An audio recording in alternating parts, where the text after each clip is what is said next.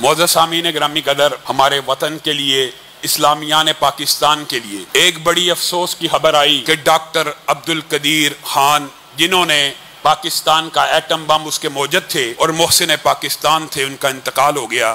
انا للہ و انا الیہ راجعون۔ ویسے کتنا غم کا شعر ہے جو کہہ گئے، گزر تو خیر گئی تیری حیات قدیر، ستم ظریف کے کوفیوں میں گزری ہے۔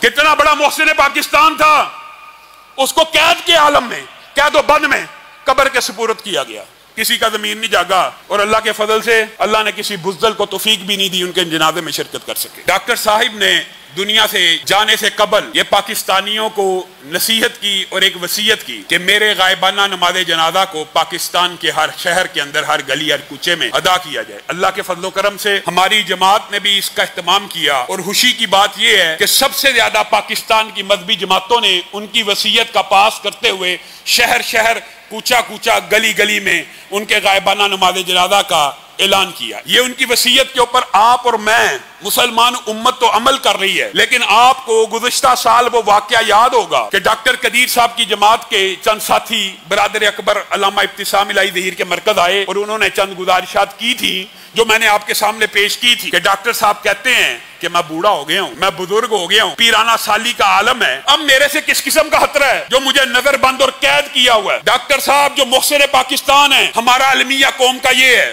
ہم اپنے محسنوں کے ساتھ یہ سلوک کرتے ہیں، ہم اپنے محسنوں کے ساتھ یہ سلوک کرتے ہیں جو حقیقی محسن ہیں۔ ساری زندگی ان کو قید رکھا، ان کو نظر بند رکھا، لیکن اعزاز کے ساتھ دفنایا جائے گا، اور ملک بھر میں ان کے غائبانہ نماز جنازہ ہوں گے۔ وہ بیچارہ بے بس اور بے کس بندہ لوگوں کے پاس اپنے وفد بھیجتا رہا کہ میں قید میں ہوں۔ اللہ تعالیٰ نے ان کو زندگی کی قید سے ہی آزاد کر دیا۔ وہ جو آخری لمحات میں بھی قید رہا، اس کا ذمہ دار کون ہے؟ میرے بھائیو، یہ ایک طویل داستان ہے ظلم کی۔ خان صاحب نے عافیہ صدیقی کے بارے میں آواز کو اٹھایا تھا کہ یہ اس وقت کے عامر نے ڈالروں کے عوض بیچ دیا، میں عافیہ صدیقی کو لاؤں گا اگر مجھے حکومت مل گئی۔ یہ ڈاکٹر قدیر کے ساتھ ظلم کیا عامر نے، آپ کو پتا ہے نا، اس نے ان کو حکم دیا تھا کہ آپ ٹی وی کے اوپر آ کے اعلان کر دیں کہ یہ سارے میں نے معاذ اللہ بیچے۔ وہ چاہتا تھا ان کو بار امریکہ کے حوالے کر دیا جائے۔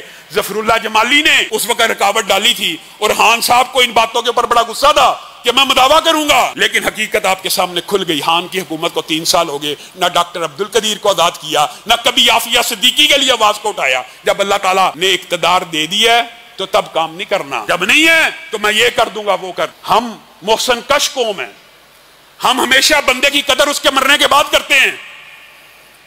جب بندہ زندہ ہو اس کی ٹانگیں کھینچنی ہے، اس کے خلاف درخواستیں دینی ہیں، اس کے خلاف کارروائیاں کرنی ہیں، اس کو نظر بند کرنا ہے، اس کو گرفتار کروانے کی جدوجہد کرنی ہے، اور جب مر جائے بڑا نیک آدمی تھا۔